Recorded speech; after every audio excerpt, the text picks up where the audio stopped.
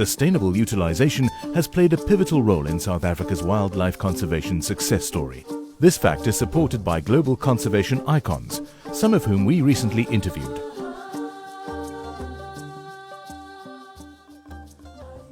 Well, perhaps I should introduce myself first, just to say that my name is Ian Player.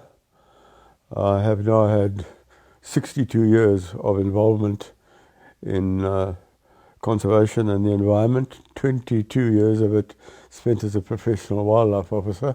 Yes, there is no doubt at all of that, and it is particularly illustrated by the rhino story, the white rhino story, which I have told in great detail in my book, The White Rhino Saga. Absolutely. Hunting has played a huge role in the wildlife success story over the last 45 years. This all started in the early 60s when Dr. Ian Player realized that the rhinos needed actually to be spread. They were very much compartmentalized.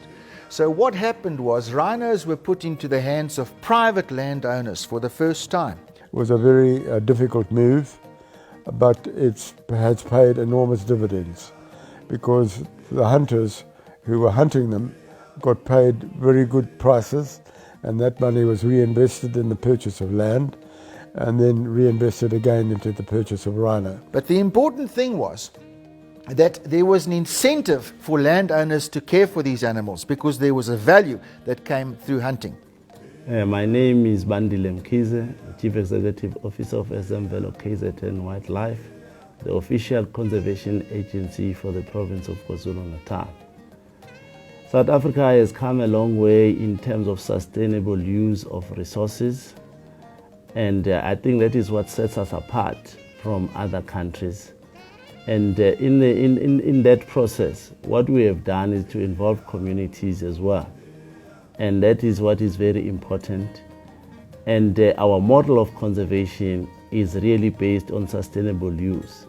That is why we have legal hunting, which is very important for us in terms of spreading the species that we have, and at the same time also satisfying the needs of the communities that live around our protected areas. And I don't think that anybody can argue against that.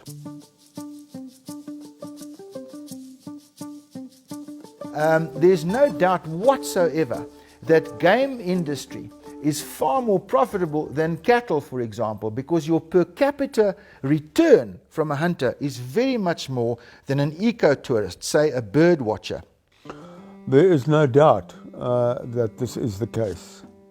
And one has only got to look to the Highlands of Scotland, where the deer survive because of the hunting that takes place on these great estates.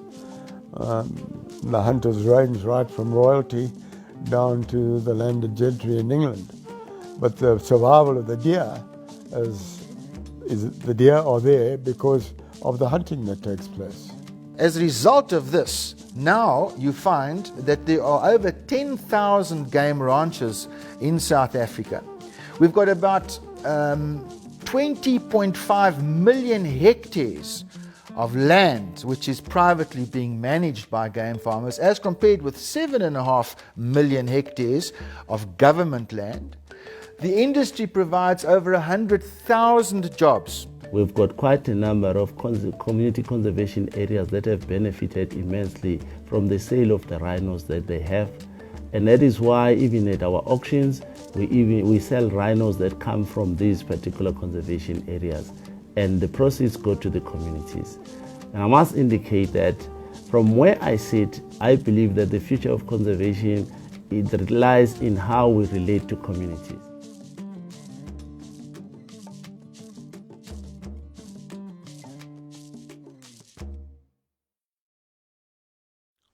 I have no doubt that the wildlife in this country would be in serious danger. And what has happened in Uganda, in Kenya, are the warnings of what can happen. There's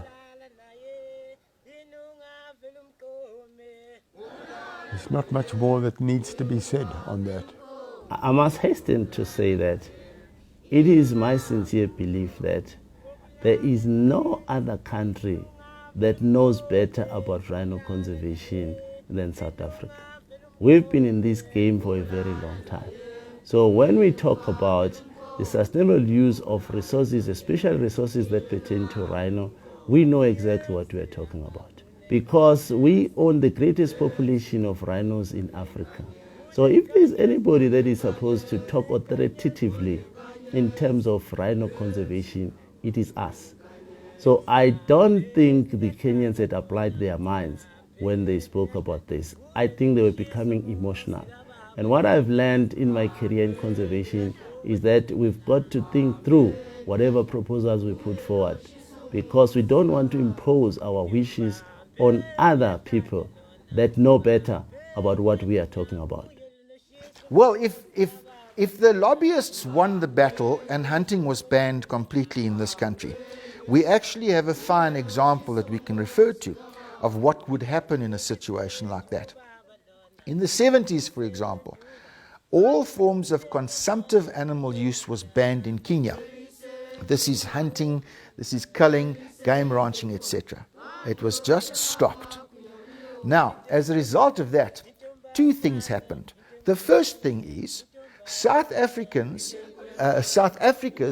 game industry started booming because they couldn't hunt anymore in Kenya. They came to South Africa. As a result of that, more game farms were being formed and more money was being put into preserving game and wildlife in this country. The second thing that happened was that the numbers of game in Kenya dwindled dramatically, so much so that both outside and to an extent within the national parks in Kenya, the game numbers have dropped to 60 to 70% of what they were in the 70s. I'm talking about 2/3 of the game in Kenya has been lost as a result of the banning of hunting in that country. So this is a very important thing, and at our peril will we ban hunting in this country, lest the same thing happens here. Our wildlife is unsurpassed, and the way in which we look after our wildlife is unparalleled in the world. So come and see wildlife conservation at its best, because that's what we have got to offer as South Africa. But this is where we all came from. So in my own promotions of this country, I've always said, come home. This was your original home. And in the many trails that I have taken in Umfolozi and Isimangaliso and elsewhere, Botswana, one of the first things that comes up when I talk about, your home, they tell me, no, I come from Brooklyn or wherever it is. And say, no, this is your home. And psychologically, it's very interesting that after a few days, people begin to feel at home, which is not surprising. So this is a continent of great importance to every human being. And I don't think that you can say that you have really lived until you've been to Africa. One looks, for example, at someone like Teddy Roosevelt, who went hunting with Frederick Courtenay Selous. And when Teddy Roosevelt went back to the United States, one of the first things that he did was to create more national parks. It was that inspiration of Africa that made that huge impression upon him.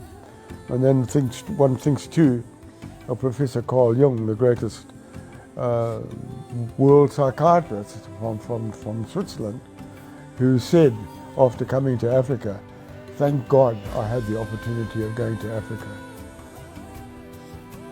It was the most illuminating part of my life.